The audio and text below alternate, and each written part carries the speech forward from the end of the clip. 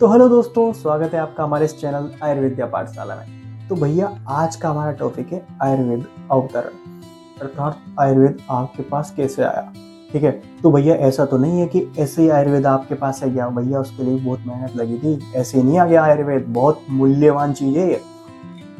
तो भैया जो आपके हाथ में जो बुक है ना, चरक है, सुश्रुत है, भैया ये आयुर्वेद आया कैसे। तो भैया मैं आज बताऊंगा कि चरक आपके पास तक कैसे। तो सबसे पहले आयुर्वेद के बारे में बताऊंगा, फिर उसके बाद चरक आपके पास कैसे, वो वाली बात बताऊंगा। तो भैया कुछ नहीं बोलूंगा, सीधा पहले आप चलो उस कहानी में। बहुत पुरातन काल की बात है, जब सृष्टि नई नई बनी थी। ब्रह्मा ने ब्रह्मा को सर्जन का कार्य सौंपा।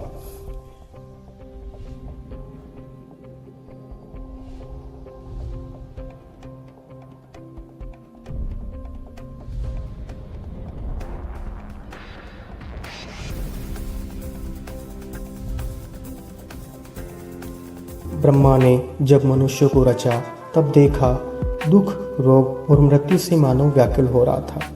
उसकी करुणा उमड़ी और उसने ज्ञान के सागर से एक अमृत निकाला। वही था आयुर्वेद, अर्थात जीवन का वेद। ब्रह्मा ने सबसे पहले इस ज्ञान को दक्ष प्रजापति को सिखाया। उन्होंने इसे आगे अश्विनी कुमार को दिया। अश्विनी कुमार देवताओं के वेद थे, जो अमरता के रक्षक माने जाते थे। अश्विनी कुमारों ने इस रहस्यपूर्ण विद्या को इंद्रदेव को प्रदान किया, क्योंकि इंद्र ही देवताओं के सेनापति और स्वास्थ्य के संरक्षक थे। समय बीता, धरती पर ऋषियों ने घोर तपस्या की, क्योंकि पृथ्वी पर महामारी और दुखों से मानव जीवन क्षीण होने लगा था।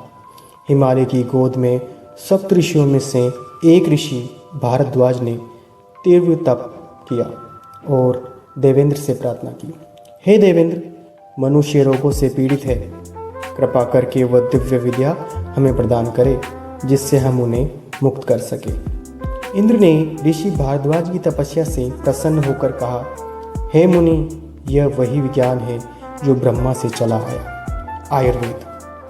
इसे मैं तुम्हें देता हूँ ताकि तुम इसे मनुष्य के कल्याण हेतु फैला सको। तो भैया इस प्रकार भाई भारद्वाज जी इंद्र जी से ये आयुर्वेद लेके धरती पे आए थे। ठीक है, अब वो आयुर्वेद लेके आए, फिर उसके बाद अब चरक संहिता को कैसे लिखा कि भाई आयुर्वेद तो लेके आ गए। अब आयुर्वेद जो भारद्वाज जो ज्ञान लेके आए ना, उनके बाद उन्होंने पुनर्वसु आत्रेय को सुनाया, धनवंतरी जी को सुनाया। ये उपदेष्टाएं, मतलब ये था कि आयुर्वेद को जो भारद्वाज जी है वो स्वर्ग से लेके आ गए। अब भारद्वाज जी ने फिर ये किसको सबसे पहले आके किसको बताया, पुनर्वसु आत्रेय को, धनवंतरी जी को। धनवंतरी जी ने फिर सुश्रुत संहिता वाला सीक्वेंस में काम हुआ, फिर इधर अपना चरक संहिता में काम हुआ, पुनर्वसु आत्रेय ने किया।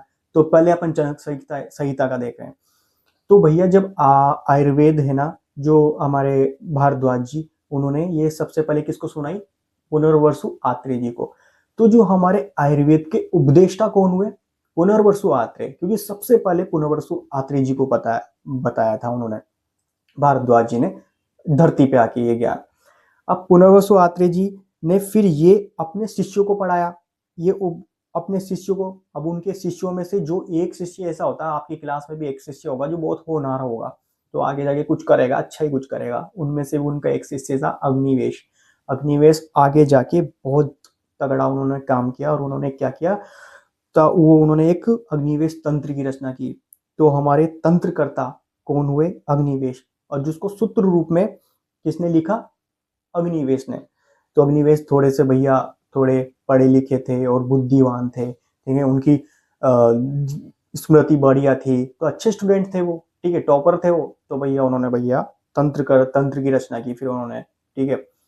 अब भैया आयुर्वेद जो अग्निवेश तंत्र है ना, अब उसको ग्रंथ है वो। अब ग्रंथ को फिर चरक जी आए, उसको प्रति संस्कृता कौन है, चरक जी। चरक जी ने उस ग्रंथ को जो त्रुटिपूर्ण होगा, कुछ कमियां होगी, उनको दूर करके उसको दोबारा से लिखा, वो है चरक जी। तो हमारे अब क्वेश्चन ये आ सकता है कि आयुर्वेद के प्रति संस्कृता कौन हुए, वो है चरक, क्योंकि चरक जी ने हमारे जो अग्निवेश तंत्र था उसमें से कुछ त्रुटियां थी या श्लोक थे, उनको एडजस्ट करके नया दोबारा से उसको लिखा, फिर वो चरक संहिता लिखी। ठीक है, अब उसके बाद दृढ़बल जी आए। दृढ़बल जी ने उसको संग्रह रूप में किया और उसके संपूरक कौन है? आचार्य दृढ़बल। तो क्वेश्चन आ सकता है कि चरक के संपूरक कौन है? वो है दृढ़बल। प्रतिसंस्कृता कौन है? भैया चरक। तंत्रकर्ता कौन है? अग्निवेश। और उपदेष्टा कौन हुए? पुनर्वसु आत्रेय। तो इस प्रकार 3 चरणों में जाके आयुर्वेद को लिखा गया। आयुर्वेद मतलब चरक संहिता को लिखा गया। चरक संहिता की बात चल रही है अभी यहाँ पे, सिर्फ चरक संहिता की। 3 चरणों में किसको? चरक संहिता को लिखा गया। ठीक है, तो ये याद कर लेना, यहाँ से क्वेश्चन भी बनते हैं। ठीक है, तो भैया अगर आपको वीडियो पसंद आई तो भैया वीडियो को लाइक कर दो और चैनल को सब्सक्राइब कर दो। मिलते हैं नेक्स्ट वीडियो में, तब तक बाय।